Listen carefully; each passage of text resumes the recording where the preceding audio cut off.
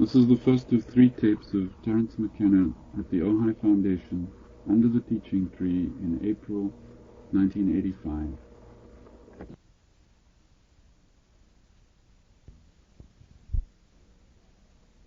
Think of myself as a teacher primarily or at all. I think of myself as a researcher who, because of the unorthodox nature of the research, has to submit to this kind of situation for peer review. That's what this is. This is peer review of my rap, not teaching in any sense of the word.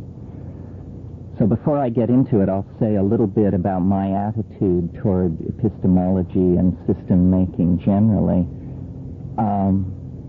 This is one of the slightly uncomfortable moments because I have to make distance between myself and large numbers of other people and say, I do not believe in the wars of Atlantis.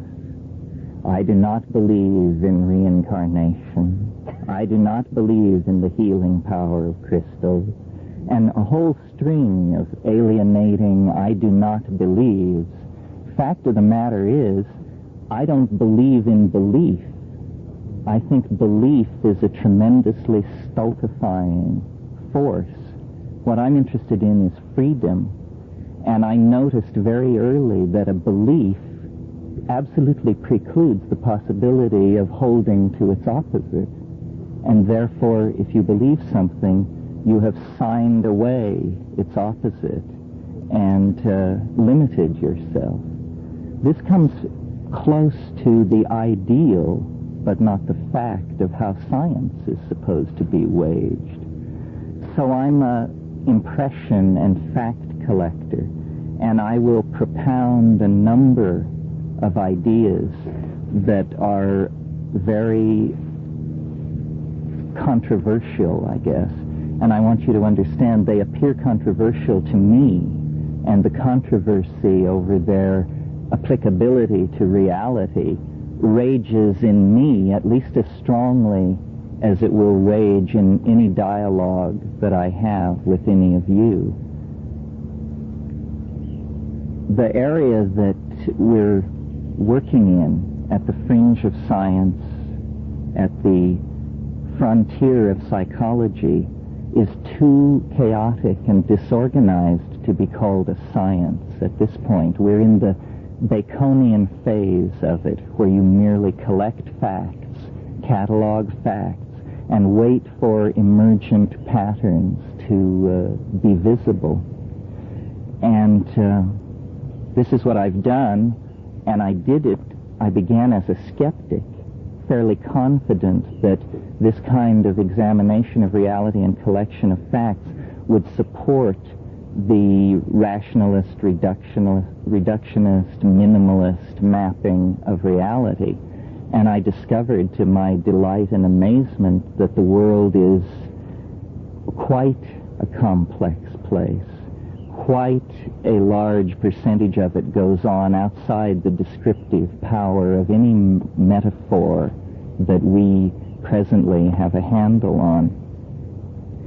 And so I just want to put that out, that my attitude is one of a kind of skepticism that allows, and I am well known as the proponent of the notion that there is an extraterrestrial or transhuman intelligence accessible through certain psychedelic drugs.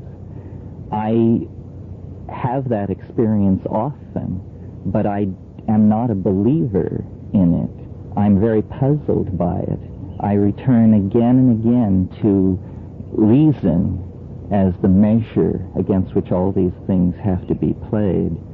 So peer review is very important, I think, because we're moving in an area where very little is known.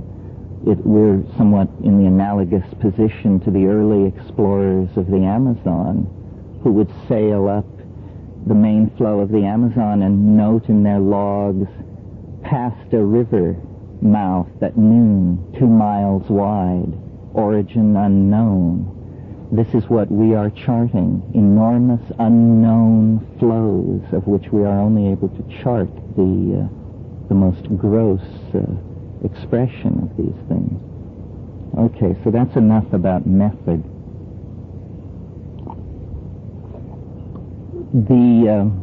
As I understand it, the matter around which this council is spun is the journey beyond history, and the notion in that implicit is that there is an end to history.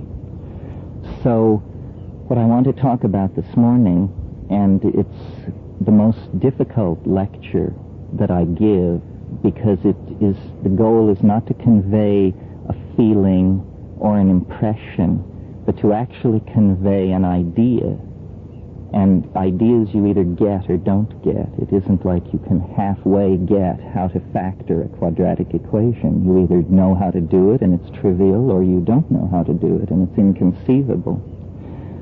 What happened to me was a series of channelings, although I hate that word.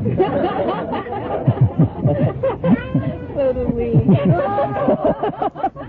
It's so obnoxious. I prefer maybe the word psychosis.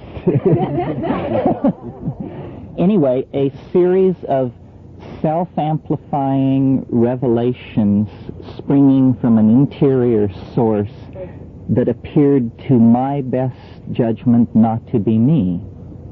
Right?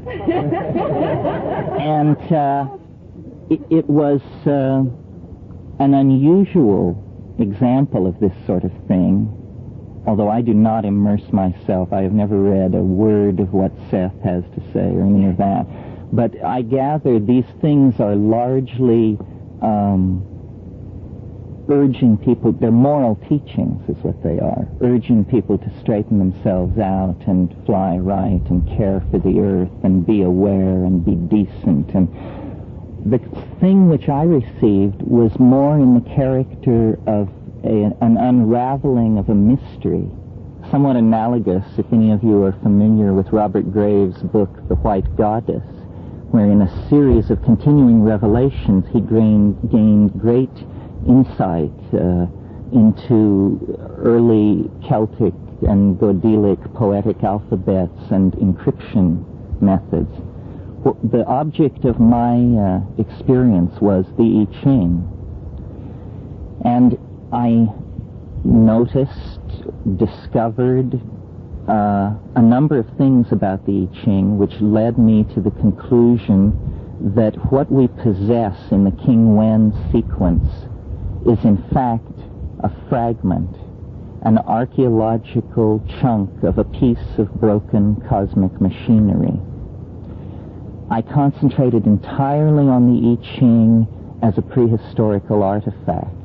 I unburdened myself completely of the necessity to be a sinologist by concentrating on the I Ching as it existed in the pre-Han period, that is before 400 BC, 200 BC.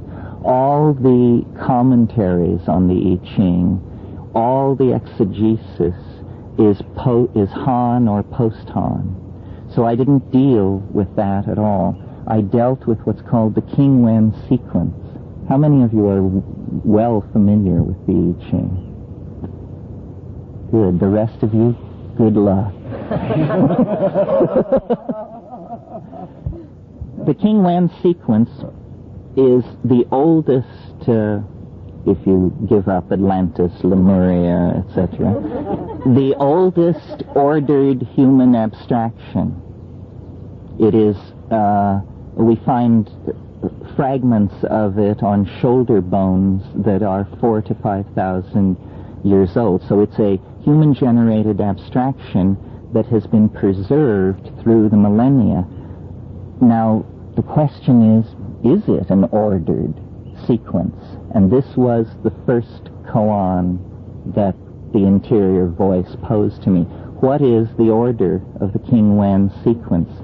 As you know, the King Wen sequence begins with the creative, and which is all solid lines. Then the receptive. which is all broken lines. And then, whatever it is,